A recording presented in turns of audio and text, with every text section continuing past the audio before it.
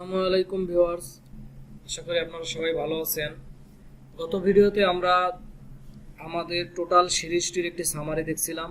সেখানে আমি বলছিলাম যে আমি আর দুটি ভিডিও করব এই সিরিজের জন্য। তার একটি ভিডিও আজকে আমি করব, সেটি হচ্ছে কিভাবে আমাদের ডোমেইন এবং হোস্টিং এর সাথে অ্যাড করতে পারি, কিভাবে আমরা অনলাইন করতে পারি। এক কথায় তাহলে আমাদের কি কি লাগবে, আমাদের একটি হোস্টিং লাগবে এবং আমাদের একটি ডোমেইন লাগবে। তো আমি একটি কোম্পানি থেকে একটি ডোমেইন কিনছি। সেই ডোমেইনটি হচ্ছে দেখুন এই নামে, আর একটি হোস্টিং কিনেছি সেটি হচ্ছে এই এই যে এই ডোমেইন দিয়েই হচ্ছে দেখুন এই হোস্টিংটি ক্রিয়েট করা হয়েছে। আপনার হোস্টিং এর সাথে রিলেশন করার জন্য একটি ডিএনএস সার্ভারের নেম দিবে আপনাকে, অবশ্যই নেম সার্ভার 1 এবং 2 এরকম করে দুটি অ্যাড্রেস দিবে। সেই দুটিকে আপনার ডোমেইনের নেম সার্ভার সেটিংসে এসে আপনি এরকম করে প্লেস করে দিবেন। এখানে প্লেস করার পরে আপনার হোস্টিং এর সাথে এটি কানেক্ট হয়ে যাবে। এরপরে আমরা যখন আমাদের সি প্যানেলে আমাদের ইউজার নেম এবং পাসওয়ার্ড দিয়ে লগইন করব, লগইন করার পরে আমরা দেখুন এখানে অনেক অপশন আছে, ইমেইল, এখানে যতগুলো অপশন আছে আপনারা এগুলো পরে পরে দেখবেন। প্রয়োজনে আমি সি প্যানেল নিয়ে আরেকটি সিরিজ করব। তো এই ভিডিওতে আমরা যেটা করতে চাই সেটা হচ্ছে আমাদের সি প্যানেল থেকে কিভাবে আমরা ওয়ার্ডপ্রেস ইনস্টল করতে পারি। তো তার জন্য আপনি সরাসরি সার্চ বারে লিখতে পারেন ওয়ার্ডপ্রেস, দেখবেন এই যে ওয়ার্ডপ্রেস ম্যানেজার চলে আসবে। ওয়ার্ডপ্রেস ম্যানেজার ওপেন হলে আপনি এখান থেকে ইনস্টল বাটনে ক্লিক দিবেন। ইনস্টল ক্লিক দিলে আপনার ডোমেইনটি দেখবেন এখানে অটোমেটিক চলে আসবে। অবশ্যই আপনি যেটি এখানে খেয়াল করবেন সেটি হচ্ছে ইন ডিরেক্টরিতে আপনি যে ডাব্লিউপি লেখাটি থাকে এটি আপনি মুছে দিবেন, কারণ আমরা আমাদের ডোমেইনের নামের পরে আর কোনো কিছু চাই না। আমরা ব্রাউজারে শুধুমাত্র আমাদের ডোমেইন নামটা লিখলেই যাতে আমাদের ওয়েবসাইটটি চলে আসে। এখানে যদি আমরা আমাদের ওয়েবসাইটের যে নামটি ছিল সেই নামটি এখানে আমরা দিয়ে দিব। এরপরে অবশ্যই আপনি একটি ইউজার নেম দিবেন। আমি অ্যাডমিন ইউজার নেম দিলাম। পাসওয়ার্ড আমি আপনাদের জন্য দিলাম হচ্ছে 1 2 3 4 5 6। আপনারা অবশ্যই ক্রিটিক্যাল পাসওয়ার্ড দিবেন। আর হচ্ছে আমি আমার ইমেইল নেমটি এখানে আমি দিয়ে দিলাম। অবশ্যই এখানে আপনারা ভ্যালিড ইমেল দিবেন। দেওয়ার পরে আপনারা একটু অ্যাডভান্স অপশনে গিয়ে একটু কাজ করে নেবেন। সেটি হচ্ছে আপনি প্রিফিক্স কি দিতে চান, টেবিল প্রিফিক্স আমি একটি ভিডিওতে বলেছিলাম টেবিল প্রিফিক্স কি। এখান থেকে ওয়ার্ডপ্রেসের যত ধরনের আপডেট হয় সেই আপডেটগুলো যাতে আমাদের ওয়েবসাইটে অটোমেটিক পেয়ে যায়, এই জন্য এই অপশনটি অ্যাভেলেবেল করে দিলাম। আর এই নামে হচ্ছে আমার ডাটাবেস ক্রিয়েট হবে, আমি এটাই রাখলাম। আমি আপাতত কোনো ব্যাকআপ চাচ্ছি না। আপনারা আপনাদের ওয়েবসাইটের মিনিমাম সপ্তাহে একটি করে ব্যাকআপ নেবেন। তো এই জন্য in a once a week এই অপশনটি দিয়ে আপনারা সিলেক্ট করে রাখবেন। তাহলে কি হবে, সপ্তাহে একটি করে ব্যাকআপ আপনি অটোমেটিক পেয়ে যাবেন। এরপরে আপনারা এখান থেকে ইনস্টল বাটনে ক্লিক দিব। দেখুন খুব সহজেই কি আমরা ওয়ার্ডপ্রেস ইনস্টল করে ফেলতে পারবো। দেখুন এই যে মাত্র 30 সেকেন্ডের ভিতরে আমার ওয়ার্ডপ্রেসটি কিন্তু ইনস্টল হয়ে গেল। এখান থেকে আমরা এখন লগ ইন করতে পারবো। এই যে দেখুন লগ ইনের লিঙ্কটিও এখানে আমাদেরকে ক্রিয়েট করে দিছে। আমরা এখান থেকে যদি লগ ইন করে নেই, দেখুন আমরা কিন্তু আমাদের ড্যাশবোর্ডে খুব সহজেই চলে আসলাম। তো আশা করি এই পর্যন্ত আপনারা খুব ভালোভাবে বুঝতে পারছেন যে কিভাবে আমাদের হোস্টিং থেকে ওয়ার্ডপ্রেস ইনস্টল করব। এখন আপনারা তো কাস্টমাইজেশনের ভিডিও দেখছেনই, আপনারা ফুল কাস্টমাইজ করে ফেলবেন আপনাদের ওয়েবসাইটটিকে। এখন আপনাদেরকে আমি আরেকটি প্রক্রিয়ায় কিভাবে আমরা ওয়ার্ডপ্রেসকে হোস্টিং এর সাথে অ্যাড করতে পারি সেটি দেখাবো। সেটি দেখাইতে হলে আমি যে কাজটি করব, আমরা এখন যা করছি সেগুলোকে আমি ডিলিট করে দিব। তো আমরা যে কাজটি করছি, আমরা ওয়ার্ডপ্রেস ইনস্টল করছিলাম, এখন আমরা সেই ওয়ার্ডপ্রেসটিকে এখান থেকে ডিলিট করে দিব। এই জন্য আমি রিটার্ন টু ওয়ার্ডপ্রেস ম্যানেজমেন্ট এখানে চলে যাই। দেখুন এখানে গেলে এই যে আনইনস্টল অপশন আছে, এখান থেকে আমি এটিকে আনইনস্টল করে দিলাম। একবারে ডাটাবেস ইউজার নেম সহ যা যা করছিলাম টোটালটাকে আমি এখান থেকে আনইনস্টল করে দিলাম। আনইনস্টল করে দিলে এখানে আমি একটি মেসেজ পাবো যে রিমুভ সাকসেসফুলি। এখন আমি এখান থেকে আবার আমি আমার সি প্যানেলে চলে যাব। দেখুন আমি আমার সি প্যানেলে চলে আসলাম। এখন আমি আবার ফাইল ম্যানেজারে চলে যাই। ফাইল ম্যানেজার থেকে পাবলিক HTML এর ভিতরে আমাদের ফাইলগুলো থাকে। একটি কাজ করবেন সবসময় হচ্ছে এই যে শো হিডেন ফাইল, এটিকে শো করে রাখবেন সুবিধার জন্য। আমি এটিকে সাজেস্ট করি এবং এটি বেস্ট প্র্যাকটিস। তো আমি এখান থেকে আবার আমার ফাইল ম্যানেজারে যাই। আমরা এই সি প্যানেলের ভিতরে আমাদের ওয়েবসাইট নিয়ে যত কাজ করব সবগুলো করব হচ্ছে ফাইল ম্যানেজারের ভিতরে পাবলিক HTML এর ভিতরে। এই যে ফাইল ম্যানেজার, তারপর হচ্ছে এই যে পাবলিক HTML এর ভিতরে। একটু আগে যে আমরা ওয়ার্ডপ্রেস ইনস্টল করছিলাম সেটিও কিন্তু ইনস্টল বাটনে ক্লিক করার পরে এই যে পাবলিক HTML এর ভিতরেই কিন্তু ইনস্টল হয়েছিল। তো এখন কিন্তু আমরা রিমুভ করার কারণে এই ফাইলগুলো কিন্তু এখন আর নেই।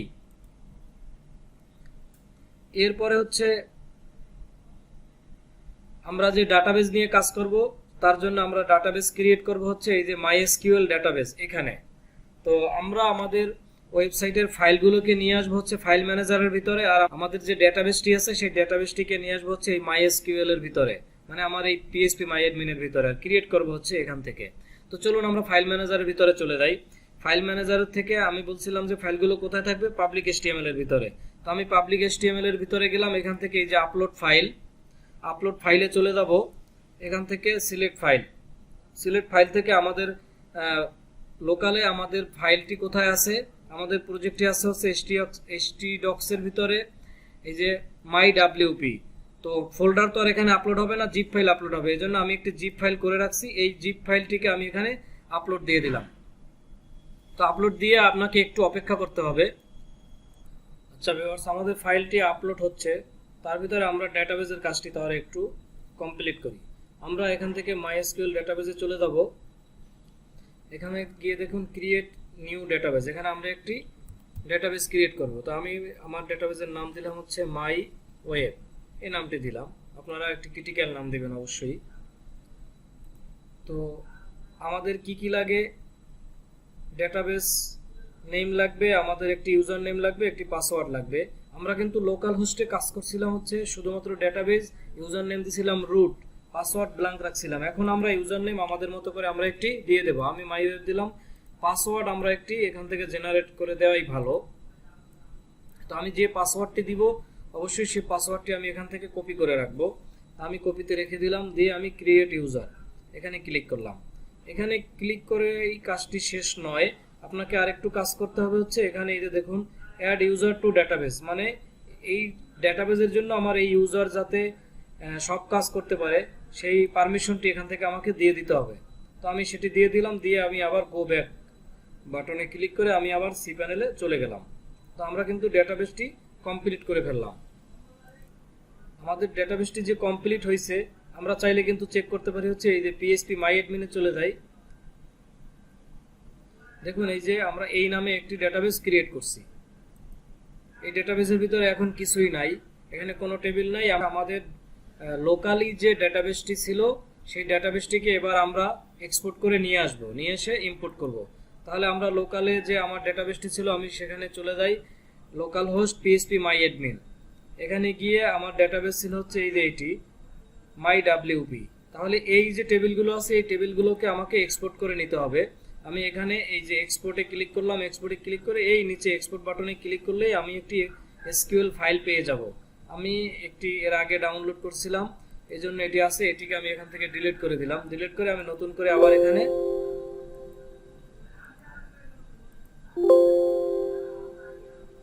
সেভ দিলাম।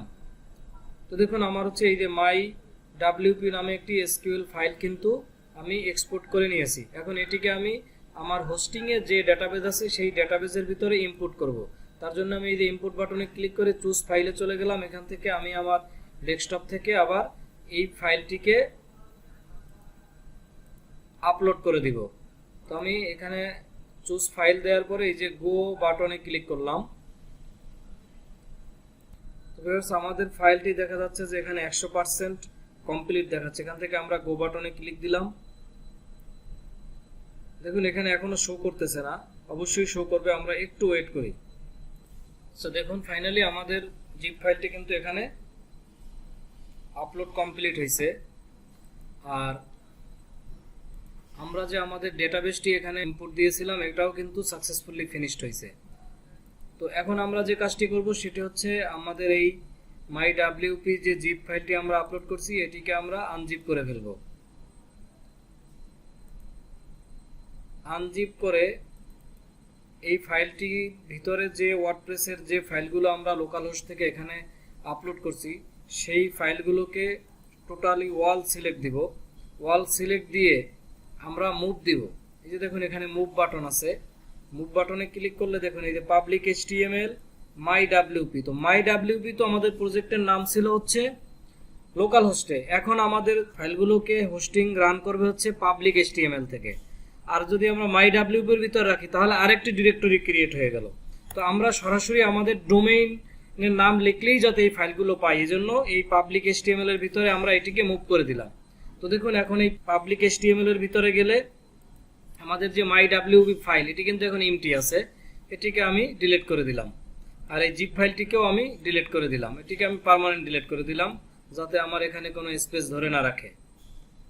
আচ্ছা, এখন আমাদের দ্বিতীয় যে কাজ সেটি হচ্ছে এই যে WP config এর ভিতরে আমরা যে নামে ডেটাবেস ক্রিয়েট করছি এবং ইউজার নেম পাসওয়ার্ড দিছি সেটি আমরা এখানে কনফিগার করে দিব। তো আমার যে পাসওয়ার্ডটি ছিল সেটি আমার কপিতে ছিল, আমি সেই পাসওয়ার্ডটিকে এখানে পেস্ট করে রাখলাম। আপনারা কপি করে রাখতে পারেন অথবা কোনো একটি টেক্সট ফাইলে রেখে সেখান থেকে আবার এখানে কপি পেস্ট করতে পারেন।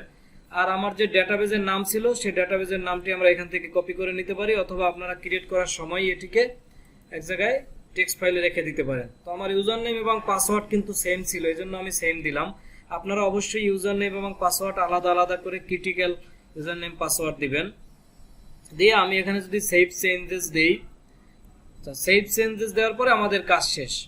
এখন আমরা যদি আমাদের ওয়েবসাইট ব্রাউজ করি তাহলে কিন্তু আমরা আমাদের ওয়েবসাইট দেখতে পারবো। তো আমরা আমাদের ডোমেইনের নামটি এখানে লিখে সাবমিট দিলাম। এটা আমাকে একটি অ্যালার্ট দিচ্ছে হচ্ছে আমার অ্যান্টিভাইরাস, আমি এটাকে অ্যালাউ করে দিলাম। অ্যালাউ করে দিয়ে আমি আমার ডোমেইনের নামটি যখন এখানে সাবমিট করলাম তখন দেখুন আমাদের ওয়েবসাইটের কন্টেন্টগুলো কিন্তু এখন চলে আসছে। তো আমাদের আরেকটু ছোট কাজ বাকি আছে, সেই কাজটি হচ্ছে আমরা আমাদের PHP MyAdmin থেকে আমাদের ডেটাবেজের ভিতরে যতগুলো টেবিলকে আপলোড করছি এই টেবিলের ভিতরে একটি টেবিল আছে হচ্ছে WP অপশনস।